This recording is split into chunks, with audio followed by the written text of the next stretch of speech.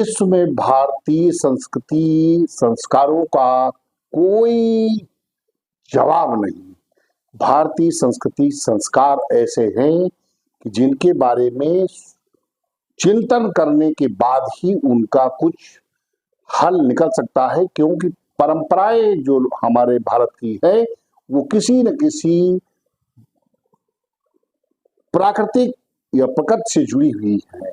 ऐसे ही एक परंपरा है, जब मेघ पानी नहीं बरसते तो गांव के बच्चे जमीन में, कच्ची जमीन में गलियारे में लौटते हैं और लोग पानी उन पर डालते हैं और बच्चे कहते हैं, सावक रोटी दुई भुइया बरसौ राम जिए दुनिया। सावक रोटी दुई भुइया बरसौ राम जिए दुनिया। मेघा पानी दे पानी दे, पानी दे गुड़धानी दे। मेघा पानी दे पानी दे, पानी दे गुड़धानी दे। ये मांग बच्चों की प्रकृति भी पता नहीं कहां से मेघ देवता भी सुन लेते हैं और बारिश दूसरे तीसरे दिन जरूर हो जाती है।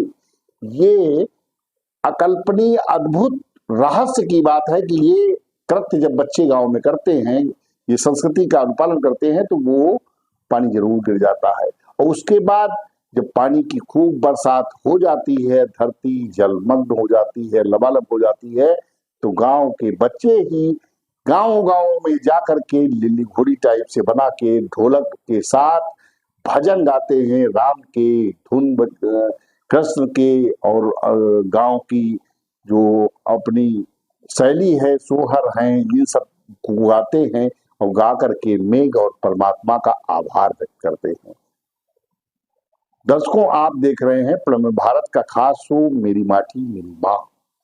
आज मेरी माटी मेरी माँ के एपिसोड में मैं भारतीय संस्कृति संस्कारों को लेकर हाजिर हुआ हूँ। वो अद्भुत संस्कृति संस्कार जो कहीं विश्व में दिखते ही नहीं, विलक्षण है, जिनका शोध किया जा सकता है, जिनको समझा जा सकता है, क्योंकि ये संस्कृति कहीं भी है ही नहीं।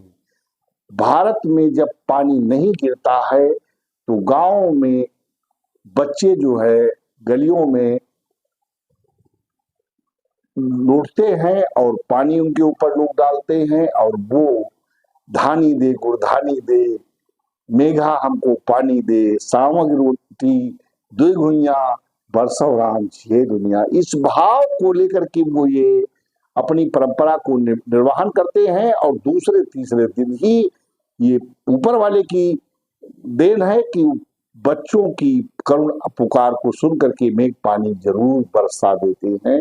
और उसके बाद जब मेघ पानी बरसा देते हैं तो फिर वो बच्चे, चाहे हिंदू हो या मुसलमान हो, वो सब गांव गांव जा करके चरी के रूप में जाते हैं और वो काला कपड़ा पहन लेते हैं। अब ये परंपरा है तो, और जाते हैं और जाके फिर भगवान का और मेघ देवता का आभार प्रकट करते हैं, दरवाजे दरवाजे, और मांगते हैं और मांग के वो लोग खाते हैं। फिर अब उसमें नट जात से मैं अभी उस दिन गुजर रहा था तो देखा कि गांव में ये परंपरा चल रही थी, तो मैंने कवरेज किया और हमारे धर्मशाला पर ही वो लोग आ गए। तो हमने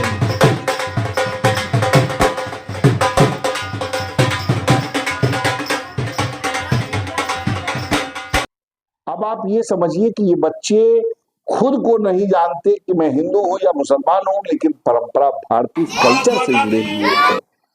और Akhilesh Yadav ji PDA PDA PDA चिल्ला रहे हैं। अरे क्यों समाज को बांट रहे हो? भारतीय संस्कृति संस्कारों में सबको पलने दो, जीने दो, मौज करने दो। अपनी राजनीति की धपली, अपना अपना राजनीतिक दल अपने घर में समेटो, अपनी पार्टियों में रखो, अपने दफ्तर में रखो, ये गांव में जहर मत घोलो।